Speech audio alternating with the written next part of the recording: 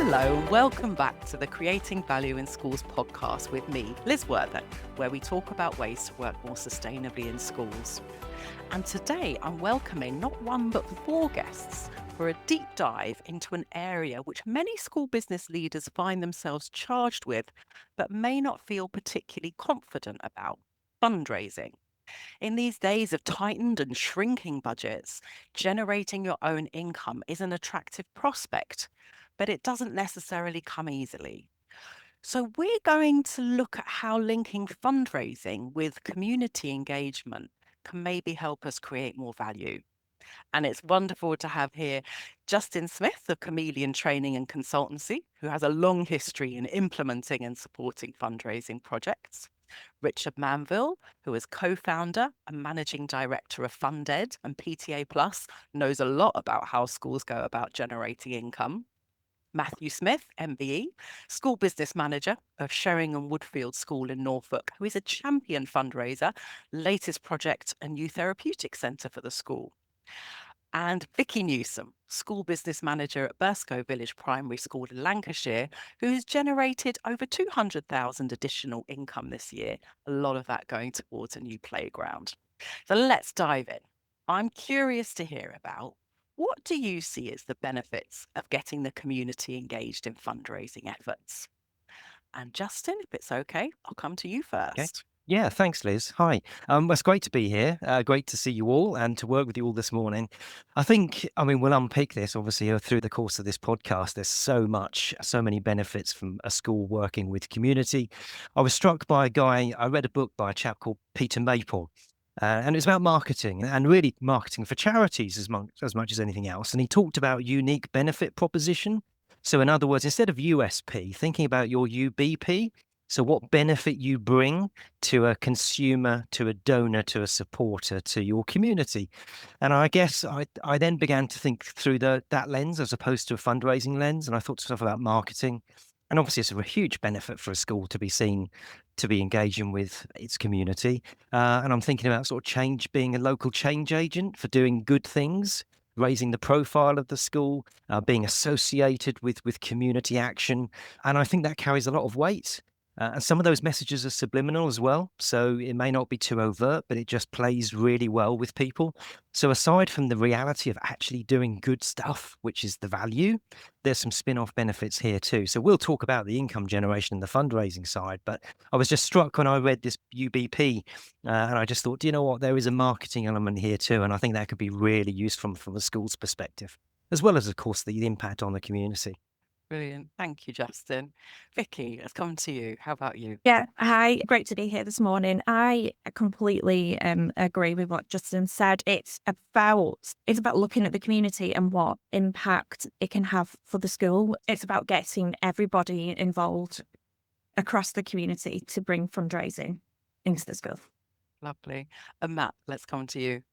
Yeah, thank you. Yeah, building on what's been said already, for us as a complex needs school, and that predominantly being where I've worked within, for us as well, the benefits of that community engagement are providing meaningful work experience opportunities, creating really strong links with companies, maybe sponsorship, not necessarily financially, but sponsorship of people's time and expertise from some of the large, bigger companies that have corporate giving.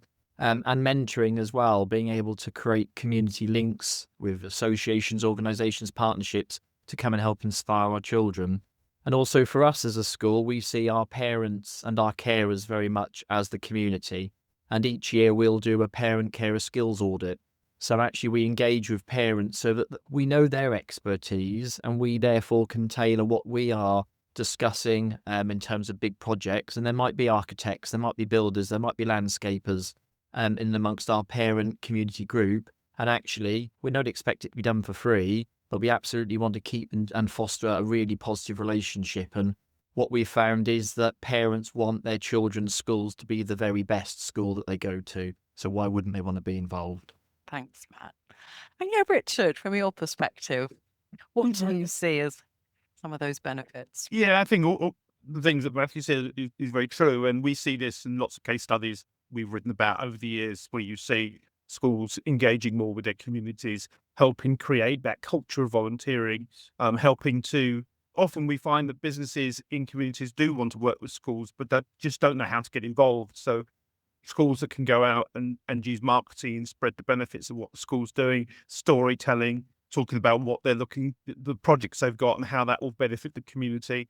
You see lots of schools are raising funds for projects that actually have a community involvement as well. It might be a community garden or a football pitch or an immersive classroom that they can then allow people within the community to use. And where schools do market themselves and promote, then it obviously creates a really good feeling in the town itself, and people do want to get involved. And there was a school in Kent we wrote about a year ago that did a lot of work where they did fun runs, and an MP got involved. They got Kent Online Radio, and it became a real, everyone knew about the project. And in fact, some people said, this is the charity we're going to support this year. So they actually chose that school as their charity of support because of the promotion in the community and everyone feeling proud about that community and wanting to get involved and support the school. Because obviously the kids in the school will grow up to become adults in the town and everything mixed together. Successful fundraising, where you see that, often there is a really strong community element within that project, really. And also getting other people within the community to help with your fundraising. If you're lucky to have a PTA, then that's great. But obviously some schools don't. And so it's how you can encourage parents within schools that don't have PTAs to perhaps get involved. And as Matthew said, there will be parents that also work in local businesses where they might have match funding, or often local businesses are also looking to market to parents in schools because they sell products and services that they want people to buy. So it's a good way for them to use some of their time and effort as they would instead of using marketing spend on advertising to get involved, promotes those businesses and helps them as well. So it can help the whole town grow and prosper. Yeah, I suppose it makes me think as well, when we're talking about community, there's all kinds of different groups within that, aren't they? I think of Matthew's talking about, you've got your parents, and then there's the PTA, suppliers, local businesses, and I guess, people who maybe just live within the environs of the school too. So there's all these different groups that can build connections with. And Justin. Yeah, Liz, just to come in there, it might be a good idea for schools to do a little bit of work on stakeholders. So you talked about all these different groups, and actually you could call it stakeholder analysis, but literally listing the stakeholders that you work with or you engage with to some degree, internal and external. And some of those will be an interface stakeholder because they're a bit of both, like governors and trustees and PTAs, but literally just taking some time. And time is always the critical resource. And we'll talk about that, I'm sure, through the podcast. But having time to think about who those stakeholders are and asking ourselves really direct questions. Are we engaging well enough with them? And actually, Vicki, Richard and Matt said the same thing effectively, which is, talking and working with our community groups is incredibly important. But sometimes we forget about who those different groups are. Lettings is a great example. The people who hire our facilities, actually, that's a community group. Do we engage with them, or is it just a transactional thing? So I think that's quite interesting, just listing the stakeholders and making sure we talk to them properly and listen to them. Doing that mapping. Yeah, Vicki. I was just thinking about that. So the recent project that you spoke about at the beginning was a playground project, and that's nowhere near finished from our school point of view. We're very much in phase 1, so we're still developing it. But I think originally, when we started doing the work, I had a few knockbacks, and it really made me think about the direction we were going with the project. And then it made me reconsider that, especially from the community point of view. So we changed what we were asking for to make it a lot more community focused. So we looked at what the community needed from our school and the provision and changed the offering. And actually, I think it works when you look at the title of your project as well. So we actually called it Community Unity Through Sport. And that's very much what we focused on. So having that link to the community really, really helped. But coming back onto the stakeholders, I think the stakeholder engagement is really important, and something that's helped our project immensely is making sure that your internal stakeholders are bought into the project. So your pupils are number one. Usually these projects are driven from the pupil voice anyway, of what they want and what they need. So having them bought into it, then they usually push that onto their families and talk about it in the community. But also a big thing for us is having our staff on board as well. So everybody that works for the school knows the project that we're working on. and they actually support us with the fundraising and going out and speaking to other people in the community about that. And that's really, really helped. I think that's really important, Vicky, actually, because often when I go and talk to business managers, and often you realise in the school everything comes down to one person sometimes. And actually the benefits from the fundraising affect the whole school community. So really as many people as possible should get involved with that and support. I think that's really helpful. Building those stakeholder relationships helps you make your fundraising more sustainable over time. So when you go back to people to ask them for more funds later on, because you've communicated the success so well about what you're achieving for the children, it makes it easier for you to go back to them and continue with future fundraising. So it helps just grow and grow and grow from that point of view. Enjoying the podcast? Hit follow or subscribe so you never miss an episode. It will help other educators discover us too. Now back to the show. I think it's really interesting as well, Vicky, to hear you say actually, okay, some things didn't maybe go to plan through the project, but that actually got you to rethink what was going on and the kind of why of the project, and actually then listen and find out what people needed. And did that help you, Vicky, with your grant application then, in terms of the approach to the grant application? Oh, yes, completely. I completely remodeled the direction of the grant. So the initial grant was a no to start with, and that's what made me go away and look at it and readdress how we were going about this.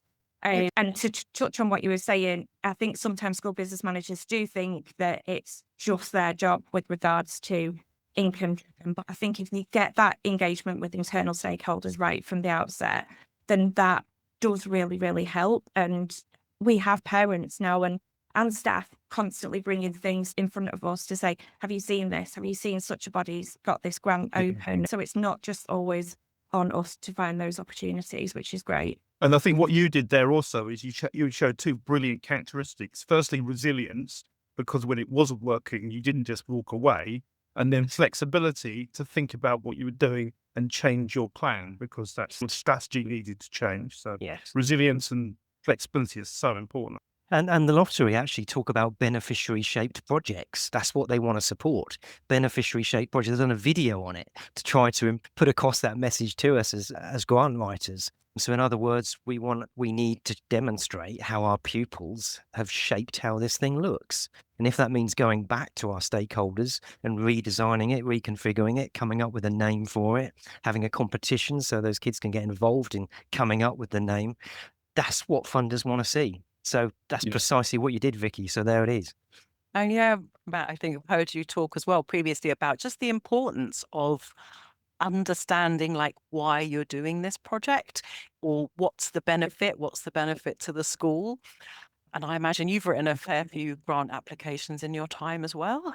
Yeah, absolutely. And I've had, as Vicky has explained as well, many knockbacks. And as I say, it's about how you pick yourself up. And we developed a simple matrix here of, looking at school improvement initiatives, looking at what the CEF has said, looking at what the data on our school is showing us, what the Ofsted reports are saying, and then trying to find out which of those projects have the strongest support amongst the multiple stakeholder groups, which Justin has touched on, and which of those have the strongest amount of evidence. And I think for me, I'm only looking for projects really to start to invest time and effort and build momentum on that have strong support and strong evidence. Because I think once you've got the evidence and support, you by default have got the buy-in. It may be the head of English that's got the evidence. It may be the governing board and the pupils that have got the support. As an example of something we've done recently in our therapy centre, involved external stakeholders having a big influence and say over what it is they wanted. So yeah, absolutely. But I suppose, for us, strong support, strong evidence are the two sort of preliminary criteria that we would take as a sort of filtering out what we're going to focus on over the coming year or two.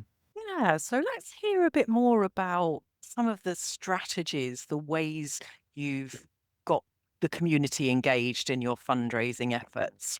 What practical steps can you take? Matt, do you want to come in? Yeah, so the one thing that a lot of people that I've supported tend to forget, so an active strategy here at the school is to thank people that have donated. And not only to thank, but to update and to keep linked and interested. So any newsletter that goes out to our parents that talks about our therapy centre or our playgrounds or our minibuses or our charity shop, will also go to the funders that funded that project, and that carries on. Those people that had a significant role in fundraising and grant making with us may be or would be invited to our whole school Christmas lunch or our Christmas craft fair or our school show, and would be given VIP seats at the front. Obviously, every seat's a VIP seat. But, so we have a strategy of that continuation of communication with those people that have given. That's sort of one of the things we do. We have many public events. We have many open days and fundraising events which are open to the public, both during school time, which obviously the schools feel there's a lot of risk there, and there absolutely is a lot of consideration to be taken around opening up the school for a Christmas craft fair for the public, but also a bingo evening and a race night and quiz nights, and that bring a different element. We also offer to host events for the Town Council, for the Chamber of Trade, and the different groups such as the Lions or the Roundtable. And we see that as what we can give for free. And even if the only thing I can do is give those that are attending a tour of the school, to give them a bit more of an update on what we are, who we are, what we provide, what is hydrotherapy, what does rebound therapy look like, what is a sensory integration, then that's a big win. And the other thing we do is we actively as a school get involved in community events, whether it be carnival parades, whether it be Chamber of Trade driven events. So there's some of the sort of the low level strategies, but what all of them do is they involve multiple stakeholder groups in its planning and its delivery. Staff, pupils, parents, governors are involved in many of them. Community groups, town councillors, district councillors, county councillors, LA officers are invited to all of our events. That is for us really key, and what I hope gives our school quite a good reputation sort of locally and a bit wider afield. And Matthew, do you have a core team of people who, because obviously there's a lot of work and you're a busy man in your role within the school, so I don't know if you have a PTA or not, but do you have a team of people? Yeah, we have a team of people. We have a PTA. PTA is made up of 3 members of the senior leadership team and currently 3 parents. And what we have is we have that link both ways. We have a link into the governors via myself. We have a link from the leadership team to friends, and we have a link from friends to leadership.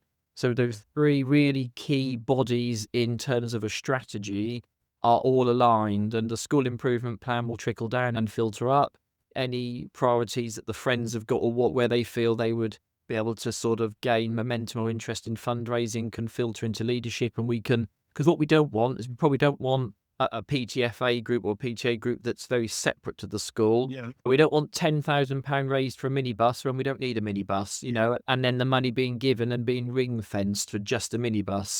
So school improvement plan and need filters through to everybody, and there'll be certain things that the friends as a group feel more fired up about being able to get behind, and there'll be things that just feel a bit more like, well, actually maybe there's a government grant or a different pot, and that has worked to this date very effectively. Yeah, it does rely on the current chair and secretary of the PTA being that right, and sometimes you have a problem where there might be a few fallow years where no one wants to take that role, and that's always difficult. But yeah, if you have a good relationship with your PTA, that can make a huge difference. Yeah. And I think actually, even just going back to what you were saying there, Matthew, about saying thank you and maintaining relationships. And I feel, Justin, I'm sure when we spoke on the podcast previously, that was something I remember you talking about. And I took away that actually it's about an ongoing relationship. It's not just a one-off. Absolutely. Donor motivation is key because that underpins everything we're talking about today. But that is lost immediately if you don't thank somebody. They've put time, effort, their own money, but often it is volunteer time, and that's a resource that just disappears really quickly. And if we don't thank and acknowledge people, and people want acknowledgement in different ways, so we have to check in with them. They may not want their name up in lights. They may not want their name engraved on a board. They might do, but we need to have that conversation. But for me, it's the motivation thing is fascinating because, the best grant applications are the ones that combine the sort of the rational argument and the emotional storytelling. So people are motivated by rational things and emotional things. And it's a very grey area because often it's a bit of both. And there's obviously, it's like a Venn diagram. You could list all of those rational elements in one side and the emotional stuff in the other. There's an interface, there's a bit in the middle. But we have to understand what motivates people. Grant funders are motivated by the outcomes, and it's really clear because they state those. But when it comes to community engagement and donations and volunteer time, we have to ask ourselves the question, why are they getting involved?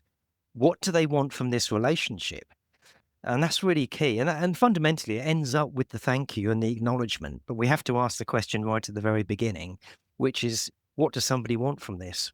How are we going to motivate them? What are the outcomes? What's the purpose? PTAs often fail because they don't have a motivation. They don't have a purpose. They don't have the integration that Matt's got in his school. And that's not easy to achieve. So sometimes it might come naturally, but it takes work and time. So developing the rational and the emotional argument together, putting that together as a story to the community, that motivates our internal people as well as our external. So I think that's fundamental. And one of the strategies I would suggest that to overcome some of the challenges that we might have here is to break a big project. Vicki's got a really big project and she's broken it down into constituent parts. And I think if you can do that, or you can phase things or itemize equipment even, so that individuals can understand how they are supporting the bigger picture, but they're doing their bit. I think that's always an easy, nice way of doing things, and that can work quite well. But schools that get this right can develop a longer term sustainable relationship with supporters.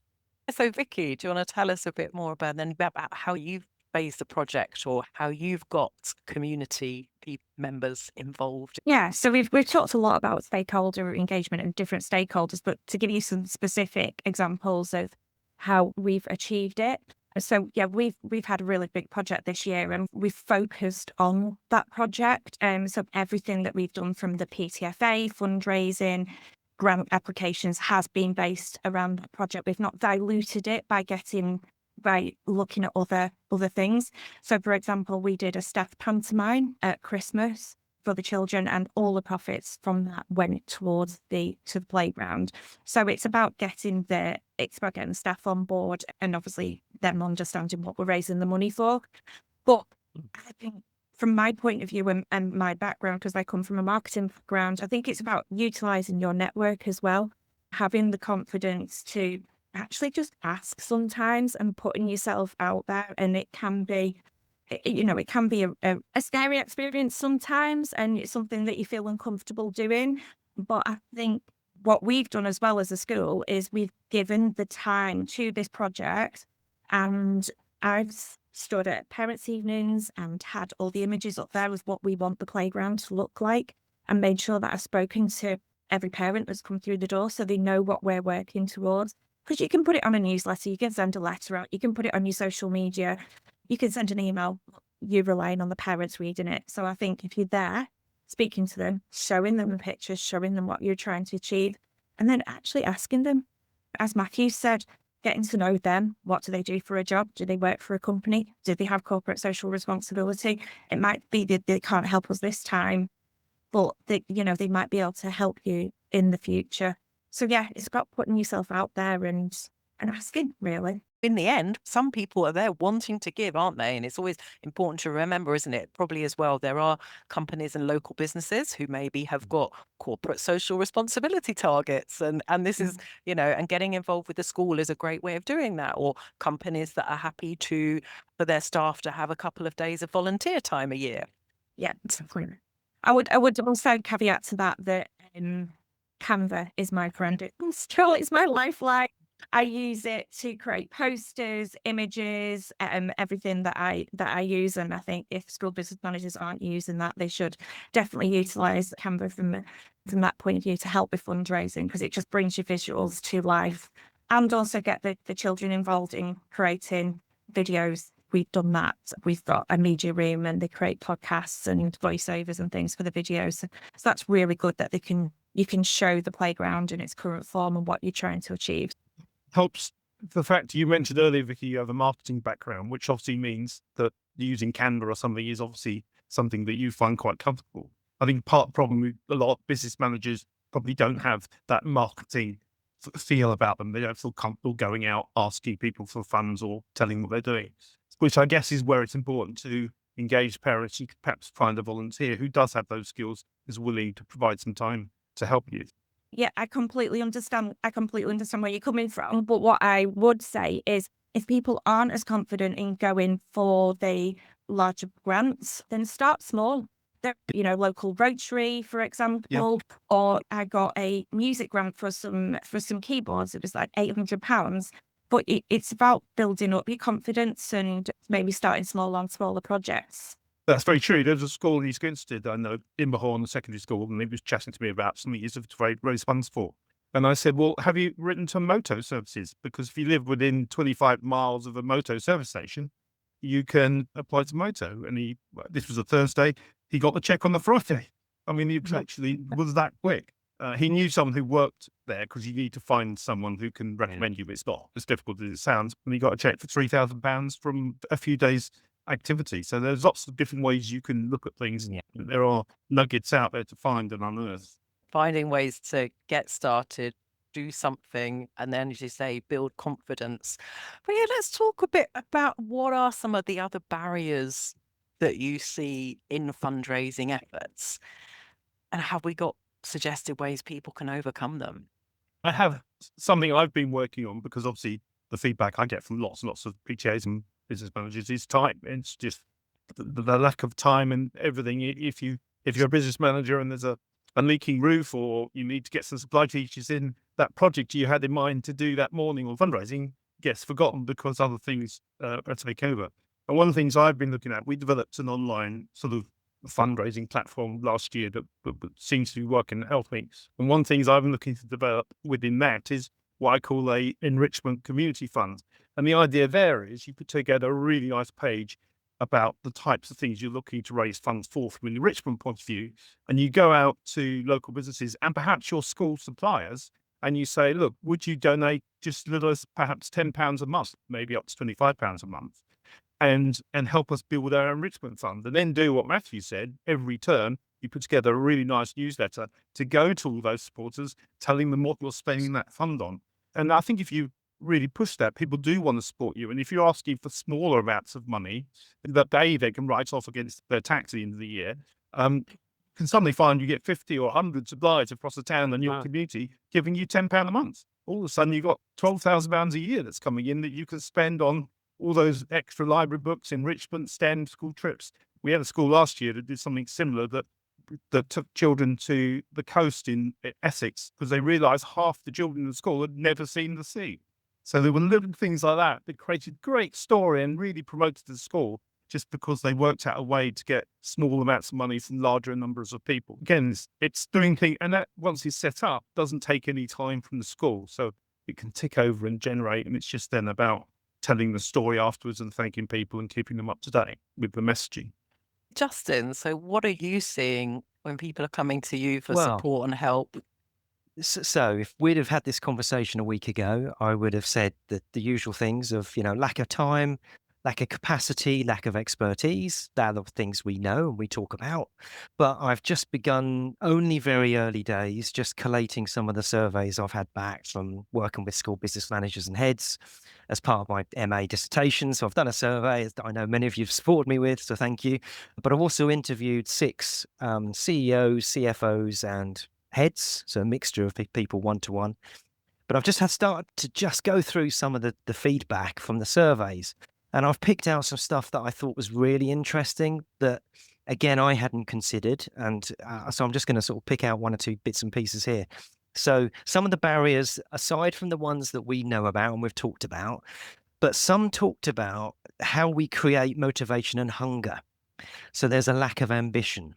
And so I thought that was really quite interesting. A head teacher I had a conversation with as a one-to-one told me something that was quite insightful that I hadn't considered, because we talked about enterprise and how enterprising a leader might be and how that might impact on the culture of the school and therefore the fundraising. And he said to me, my background is a DT teacher. I'm a creative guy, so I can visualize things. So when I stand in the school, I can visualize how this space might be better and what we can do about it. And that helps me then to articulate that need to others, to motivate them and to support and to get funding. And this is a school that's really successful with generating funds and engaging with the community. And I thought that was quite interesting. So his background has enabled him and given him some skills to be creative and visual. Vicki talked about having a marketing background. I think that's a mindset. It's then putting yourself in the shoes of the customer, thinking about our kids and our parents as customers and how we engage and communicate with them. So I thought that was quite interesting. Common traits early days, so I'm just unpicking some of the raw data, but common traits of the schools that generate the most money. And I've had one school that took part, almost £2 million, significant funds. So amongst the higher earners, everybody that's leading income generation and fundraising in that school is a strategic practitioner. So looking at the ISBL, standards in terms of that side, so they are leading.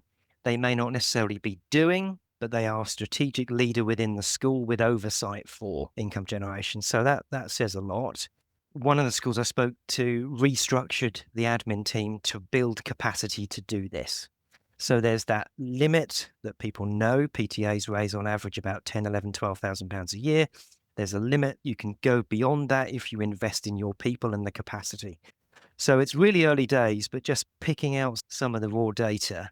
And I suppose the highlights from that, if I was to wrap it out quickly, senior leaders taking responsibility, leading from the front, CFOs and heads that have that sort of strategic input, maybe giving the role to others to physically do, but they are leading from the front. And your research, isn't it? Your MA, Justin, is all Yeah. about that culture and Yeah. mindset, culture, attitudes. Yes.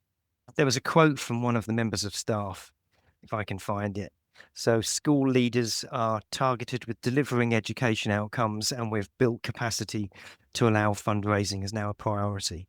So it's acknowledging and understanding that we need to step out, step beyond the norm, do a bit more. And if we do, we can achieve great things. But it's not easy, and it needs a strategic change to allow it to happen. I'm sure with Matt and Vicki in their school, they've been given the support. Be interested to hear from them on this. Given the support, I know Matt has. He may not feel like it sometimes with everything else on his plate. I know that's the same for Vicki, but probably given that capacity and support to enable them to do the things they're really good at. One of which is generating funds for the school. So yes, I can see that sometimes it might feel like, gosh, this is going to take some time and effort. We need to dedicate some resource to this. We've got to think about the strategy, but the potential for ongoing positive impacts is huge, isn't it? And I think, yeah, Matt, you'll have seen that in your school, haven't you, in your area? 100%. And a really sobering fact of working in the sector of education I work in is that some of our children have significant life-limiting conditions, and some of our children don't see us through to the end of their education for various reasons. And we are there very much about anything that we can do to improve outcomes, improve life chances, improve health, improve posture, helping children to develop to swallow, to sort of encounter taste and texture. We'll do anything we possibly can. But for those children that go on after us at Woodfield, so it's about setting them up for the future as well. It's about giving society something back as well. So absolutely, the time, the effort, me being here worrying about the content of a raffle or the risk assessment for an open event for a Christmas craft fair that we've decided to open to the public, or goodness knows whatever else that we've had to tackle over the years, or the sleepless nights getting the therapy centre up out of the ground during COVID, whatever it might be. I just remember what it will do to those children and to those families to support. If it can keep children and families together, then we've more than exceeded. And going back on what Justin and Richard have both touched on today as well, of finding that narrative, and that would be our narrative and our story about improving life chances for our children, and therefore creating something more for our community. That's a really powerful narrative, isn't it? Really powerful. It simply is, and it's not being sort of exaggerated. I don't have to, it's just genuinely the setting that we work in, the complexity and the pressure, just the outcomes come from that as well. If I can just say as well, just on the time thing, that absolutely is a barrier. But what we're finding at the moment, what I'm trying to support locally within our sort of business manager network for people that struggle in this area, is using AI, but not using it to write application forms. Don't do that, because I think people can see an AI written application form a mile off. So I think that creates another barrier if I keep getting rejected. But using AI to take in the grant-making body or the social responsibility criteria of a company into a platform, your Ofsted inspection, your school website, your recent SEF, your school improvement plan, and asking AI to help reduce time. What are the key themes or strands from this that we should focus on to have the best chance of success? Not writing the application, but doing that legwork about what do we need to focus on. Then going back to what I say about strong support, strong evidence, then finding, well, which ones now have the evidence and the support to match that. So just wanting to bring in a barrier and a possible strategy with using AI, but definitely not using AI to write your applications. I'm a strong advocate of why you wouldn't do that. There's absolutely reasons why you want to help and use it, but I think using it for that process that I've just described it is more effective. Thank you, Matt. Yeah, no, that is really helpful and very good practical advice. Okay, time is running on, but let's maybe go around everybody. And if you could just maybe give one or two practical strategies. So for the leader in school who is just needs some encouragement to get going, or some first easy wins or first steps, or even, ways to get organized, one top tip. Start small and start quick. Don't dither, don't delay. There are platforms out there that give you money back on e-commerce transactions, and they are very simple to set up, and they can be rolled out en masse to families, to children. Some of these platforms have linked search engines available to them as well. You can get a penny per click per search, and rolling out something like that really quickly can start to bring in a sustainable 30, 40, 50, 60 pound a week in income. And I know it sounds very, very small, but actually over 52 weeks of the year, there's some impact. The other short thing I would do is have a really nice and effective thank you card or means of thanking those that give to your school. Our children design our thank you cards, and that is sort of the standard for us. So they're two very quick wins. And in terms of very quick win, in terms of finding some funds, is linking with your local town or district council, getting them involved. They'll be the easiest people to get into your setting to understand what you're trying to say and promote. And most have a small grant making ability attached to them. That would see you an e-commerce option and a small win on a small grant for someone who hasn't started out yet would be an absolute quick win. For those that are really experienced, looking at things like Notebook LM through the Google platform about how you can build your data sources together to help you get some really targeted support at the very high end. That'd be my two tips. I was going to say, I'll back up exactly what Matthew said there. And I think you focus on outcomes and the impact rather than focusing just on the money. And also, I think where other charities benefit is because they tend to be more causal. So you've got to make your fundraising causal. So you've got to focus on the benefits of the children and what they're trying to buy rather than just general fundraising. But also, I agree, those regular amounts of shopping channels, the affiliate systems. But also, we work with a lot of schools now where we help them set up a members lottery, which are great, where parents pay £5 a month and you give away 30% as a prize each month. So someone's always winning something. So there's lots of different, quite exciting ways you can get people to donate where they might win as well and get something back for themselves. Thank you, Richard. And Vicki, let's come to you. Yeah, I would agree with Matthew. If you're not confident, then starting small is definitely the way to go. Maybe look at if there's a local supermarket in your town or your village. So we've got a local Tesco's. So we've had money back through the Tesco's community grants through there for our school, and other schools in the area have also had support. Also, we've had success from our school where we've had community days. So we've, a bit like Matthew was saying, we've invited the community in, but it's to do specific jobs with it around the school. So it's to maybe fix a fence or paint something or clear an area. But it's about those members of the community coming into school. We give them a bacon butty, a cup of tea. We talk to them about the projects that we've also got going on. So it's a win-win. The school gets things done, but it's also an opportunity to talk to those people and create a relationship. It's about relationship building, I think, with the community. That's always going to help. Yes, things always coming back to relationships. I think, Justin, that's something I've heard you talk about before as well. But Justin. I can't add to that, Liz. I mean, I think some great ideas. I would just sort of say fine-tune your argument, your case for support. Why would someone support you? Why would they give their time, their money, their expertise, whatever it might be? How can you motivate them? What are you going to give in return? I love what Vicki said in terms of win-win. Stephen Covey talks about win-win relationships are sustainable over the long term, and that's absolutely the case. So I think fine tune why this is important to your school and what the outcomes are. Make sure that case for support is really, really tight, and be ready for those conversations. Because the lesson I learned early on in one of the schools I worked in, I had a great idea, but I wasn't ready for the follow-up because I hadn't assumed. I just hadn't thought it through over the longer term. So when people came to me and said, "This is great, Justin, what do we do next?" It was like, oh, I hadn't really thought that far ahead. I didn't expect you to be so positive about it so quickly. So schoolboy error early on, which we still make, of course, don't we? But so I think, think ahead, be ready for the conversation. Grant funders might phone you up and have a conversation about the project. So if you've got your case for support, you know your outcomes, you got your bullet points, it's there, you can refer to it and be ready. Lastly, if you haven't run one before as an event, a colour run is fantastic. They're easy to put on, they generate $3,000.